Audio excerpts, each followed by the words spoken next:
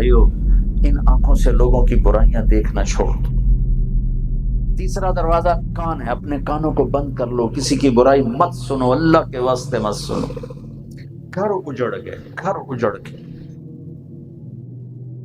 رشتے ٹوٹ گئے، طلاقوں کی شرح بڑھ چکی ہے کہ برائی، جھوٹی باتیں، الزام تراشیاں، سننا سنانا، گھروں کے گھر اجڑ کے رہ گئے۔ میرے نبی نے فرمایا مجھے کسی کی کمی نہ سنایا کرو، مجھے کسی کی کمی نہ بتایا کرو، میں نہیں چاہتا میں آؤں تو میرے دل میں کسی کے بارے میں کمی ہو۔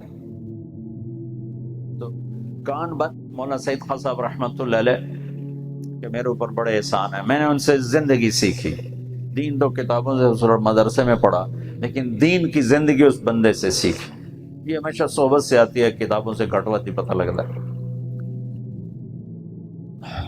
وہ کسی کی برائی نہیں سنتے تھے، کسی کی کمی نہیں سنتے تھے، اپنی تعریف نہیں سنتے تھے، کسی کی کمی نہیں سنتے تھے، فوراً روکتے تھے۔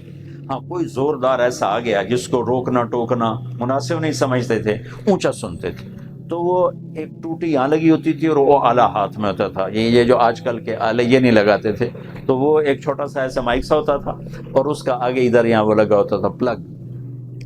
اب وہ شروع ہو گیا غیبت کو، اب اس کو روکنا مناسب نہیں سمجھتے، میں یہاں بیٹھا دیکھ رہا ہوں، ادھر اس کا والیوم کا وہ ہوتا تھا وہ بٹن، تو اس کو چپ کر کے یوں بند کر دیتے تھے اور یوں ایسے بیٹھے ہوتے تھے، وہ سمجھ رہا ہوتا تھا میں پوری کہانی سنا لی، وہ چپ مست بیٹھ، کوئی پرواہ نہیں، تو بولی جائے۔ تو میں نے اس بندے جیسا صاف دل کسی کا دیکھا، سب کے لیے ان کے دل میں محبت تھی۔ اپنے گھروں کی فضا بناؤ، اپنے گھروں میں بیٹھو، بچوں کے ساتھ، بیوی کے ساتھ، ماں باپ، کسی دوسرے کی برائی نہ کرو، نہ کسی کی سنو نہ کرو، نہ کسی کی دیکھو نہ بولو۔ اللہ کی قسم آپ کے دل بغیر تہجد، بغیر بڑے بڑے ذکر اذکار کے سورج کی طرح روشن ہو جائے گی۔ تہجد بھی پڑھو، ذکر بھی کرو، تلاوت بھی کرو، مراقبے بھی کرو، گشتیں بھی کرو، چلے بھی لگاؤ، سال بھی لگاؤ، لیکن آنکھوں سے عیب دیکھو، کانوں سے عیب سنو، زبان سے عیب بولو، دنیا کی کوئی طاقت تمہارے دل کو نہ روشن کر سکتی نہ صاف کر سکتی۔ تو خوبصورت زندگی گزارنے کے لیے یہ 3 دروازے بند کرو، لب بندو، چشم بندو، گوش بند، گر نبینی نور حق برما بخند۔ آنکھیں بند کر، زبان بند کر، کان بند کر، اللہ تیرا دل روشن کر کے تجھے دکھا دے۔ تو ہمارے دیندار طبقہ ہو یا دنیا دار طبقہ، ایک دوسرے کی برائی، ایک دوسرے کی غیبت، ایک دوسرے کے خلاف الزام تراشیاں، نفرتیں، ایو ہر جگہ میں تو تھک گیا ہوں کہہ کر، دینی حلقے ہوں، مدارس کے حلقے ہوں، خانقاہی حلقے ہوں، مراکزوں، ہر جگہ، چونکہ انسان بگڑا ہے تو وہ بگاڑ ہر طرف آیا، ہر طرف آیا۔ تمہارے ہاتھ جوڑتا ہوں بچوں، اس ماحول میں جاؤ تو محبتیں لے کر جاؤ، لوگوں کے عیب سننے سے انکار کر دو، لوگوں کی برائیاں دیکھنے سے اپنی آنکھوں کو روک دو، لوگوں کی برائی بولنے سے اپنے آپ کو لگام دے دو۔ اگر کسی کو روک نہیں سکتے اٹھ جاؤ، اٹھ جاؤ، تو تمہاری زندگی خوبصورت ہو جائے گی۔ اور دل اگر صاف ہے تو میرے نبی کی ایک حدیث سنا دیتا، میرے نبی نے فرمایا، میرے بیٹے انس، میری ایک عظیم الشان سنت، ذالک من سنت، میری ایک عظیم الشان سنت۔ یہ عظیم الشان کا لفظ مجھے یہیں ملا اور کہیں نہیں ملا۔ تم سب نے، میں نے سفید پگڑیاں باندھی ہیں، سنت ہے، داڑھی رکھی ہے، سنت ہے، سفید لباس پہنا ہے، سنت، سیدھے ہاتھ سے کھاتے ہیں، سنت ہے، مسواک کرتے ہیں، سنت ہے، بے شمار میرے نبی کی سنتیں ہیں، اور ہر سنت زمین آسمان سے زیادہ قیمتی ہے، لیکن عظیم الشان کا لفظ مجھے یہیں ملا اور کہیں نہیں ملا۔ میرا خیر اتنا مطالعہ نہیں رہا، جتنا کو میں نے پڑھا ہے یاد ہے، یہ لفظ یہیں اور کہیں نہیں دیکھا۔ عظیم الشان سنت، میرے بیٹے میری ایک عظیم الشان سنت۔ وہ عظیم الشان سنت کیا ہے؟ یا بنی ان استطعت، او قال ان قدرت، ان استطعت اور ان قدرت میں پیغام ہے کہ مشکل بتانے جا رہا ہوں، آسان نہیں ہے۔ یہ پگڑی نہیں میں 2 منٹ بن کے کھڑکا کے آ گیا مولانا بن کے بہ گئے. یہ پسینہ آ جائے گا. ان استطاعت ان قدر تھا. بہت مشکل سنت بتانے لگا ہوں. کیوں؟ اس کا صلہ کیا ہے؟ کہ اس کا صلہ یہ کہ میرے بیٹے انس اگر تو نے میری اس سنت کو قبول کر لیا تو جنت میں تو میرے ساتھ ہو جائے گا، میرا پڑوسی ہو جائے گا. کان معیہ، معیہ فی الجنہ، معیہ عندی اور معیہ میں فرق ہے. معیہ بالکل ساتھ کو کہتے ہیں. تو نبی کا پڑوس ملے گا اس سنت پر عمل کرنے سے. نبی کا پڑوس تو پیپل کالونی میں گھر بنانا ہو تو زیادہ پیسے لگے، اور گرین ٹاؤن میں گھر بنانا ہو تھوڑے پیسے لگے، تھوڑا اور آگے جاؤ تو اور تھوڑے پیسے لگیں. جیسے جیسے جگہ قیمتی ہوتی جاتی ہے پیسہ بڑھتا جاتا ہے. جنت بہت قیمتی ہے اللہ کی، لیکن نبی کے پڑوس کی جنت سب سے قیمتی جنت ہے. تو وہاں گھر بنانے کے لیے ہمیں مفتی کام تو نہیں بنتا نا، کوئی زور تو لگے گا نا. ان استطاعت، میرے بیٹے زور لگانا پڑے گا. ان قدرت، زور لگانا پڑے گا. ان تصبح وتمسی، ساری زندگی کرنا پڑے گا، ایک دفعہ کرنے سے نہیں. ان تصبح وتمسی، ساری زندگی یہ جہاد تمہیں کرنا پڑے گا میری اس سنت کو گلے سے لگانے کے لیے. وہ سنت ہے کیا؟ وہ سنت ہے کیا؟ وَلَيْسَ فِي قَلْبِكَ غِشٌّ لِأَحَدٍ فَافْعَلْ، وَلَيْسَ فِي قَلْبِكَ غِشٌّ لِأَحَدٍ فَافْعَلْ، وَلَيْسَ فِي قَلْبِكَ غِشٌّ لِأَحَدٍ فَافْعَلْ. ثُمَّ قَالَ يَا بُنَيَّ وَذَلِكَ مِن سُنَّتِي فَمَنْ أَحَبَّ سُنَّتِي فَقَدْ أَحَبَّنِي وَمَنْ أَحَبَّنِي كَانَ مَعِيَ فِي الْجَنَّةِ. کہ میری سب سے عظیم الشان سنت یہ ہے کہ اس دل میں دنیا کے کسی انسان کے لیے کھوٹ نفرت نہ پیدا کر، کھوٹ نفرت نہ پیدا کر. میرے عزیزو مہربانی کرو اپنے دلوں کو سب کی نفرت سے صاف کر. ان تصبح و تمسی میں اشارہ ہے کہ آتی رہے گی، آتی رہے گی، آتی رہے گی. ان استطاعت اور قدرت میں اشارہ تم دھوتے رہنا، تم دھوتے رہنا، تم دھوتے رہنا. یہ لڑائی لڑتے رہنا. اپنے دل کو سب سے صاف رکھنا. اپنے دل میں لے احد، لے مسلم نہیں کہا، للمسلم، لمسلم نہیں کہا، لے مومن نہیں کہا، بلکہ لے احد. دنیا میں 7 ارب انسان ہیں، سب سے اپنے دل کو صاف کر، سب سے اپنے دل کو صاف کر. لوگ برا کریں گے، لوگ گالیاں بکیں گے، لوگ غیبت کریں گے، لوگ ذلیل کریں گے، لوگ تمہیں گرائیں گے. گر جانا، سہ جانا، سہ جانا، جواب نہ دینا. تو تمہیں اللہ تعالیٰ ہر قدم پہ سنبھالے گا، ہر قدم پہ سنبھالے گا، ہر قدم پہ سنبھالے گا.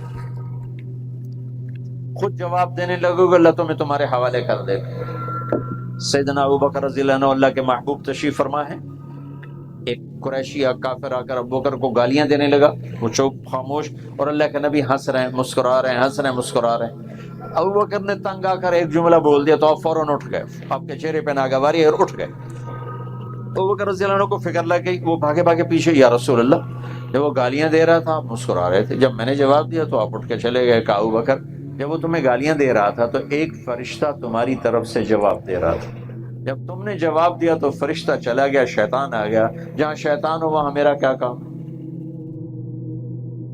تو میرے بھائیوں، میرے عزیزوں، اللہ کے واسطے لوگوں کی برداشت کرنا، لوگوں کی برداشت کرنا، لوگوں کی برداشت کرنا.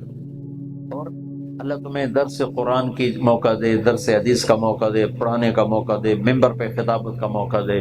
لوگوں کو اللہ کے نبی کی زندگی کے قریب کرنا، نبی والی محبت سکھانا، نبی والے اخلاق سکھانا، نبی والا درگزر سکھانا. نبی جیسی عظیم ذات ہو.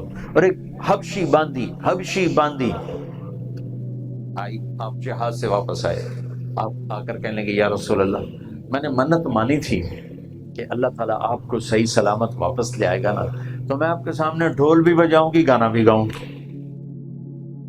تم چھوٹے چھوٹے مولانا ہو،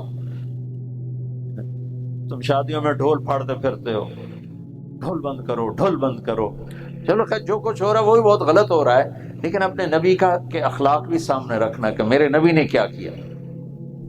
یا رسول اللہ میں نے منت مانی تھی آپ آئیں گے تو میں آپ کے سامنے ڈھول بجاؤں گی گانا گاؤں۔ آپ نے کہا میں تو نہیں کہتا تو کر، لیکن تیری منت ہے تو پوری کر۔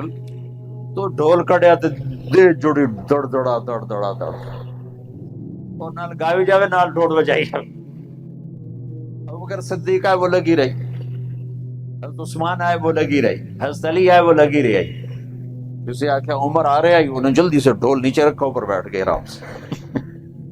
تو اللہ کا نبی بڑا ہنسے، کہنے لگے دیکھو میں بیٹھا تھا، یہ میرے سامنے ڈھول بجا رہی تھی، گا رہی تھی، اور ابوبکر آیا یہی کرتی رہی، عثمان آئے، علی آئے کرتی رہی، لیکن عمر کو دیکھتے ہی ہے ڈھول نیچے چھپا کے بیٹھ گئی۔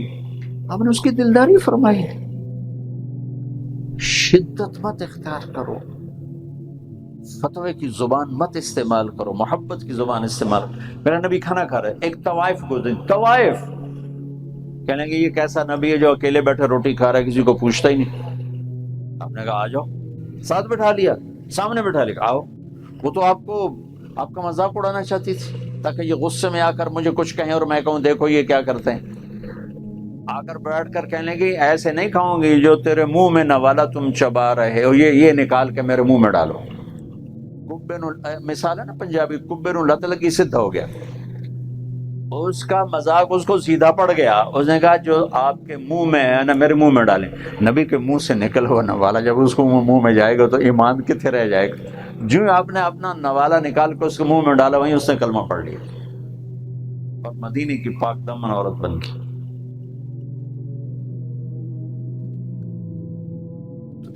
بے جا قسم کی شدت سے بچو، بے جا قسم کی سختی سے بچو، اپنے نبی کی سیرت کو پڑھو، قرآن پڑھو، نبی کی سیرت۔ آپ سب سے کہا ان کو نہیں کرو، آپ ہمارے مردوں اور عورتوں کو اللہ نے راستہ دیا ہے کہ اے میرے بندوں اور بندیوں مجھے سامنے رکھ کر چلو، میں ہوں تمہارا خالق اور مالک، میں ہوں تمہارا معبود، مجھے راضی کرو۔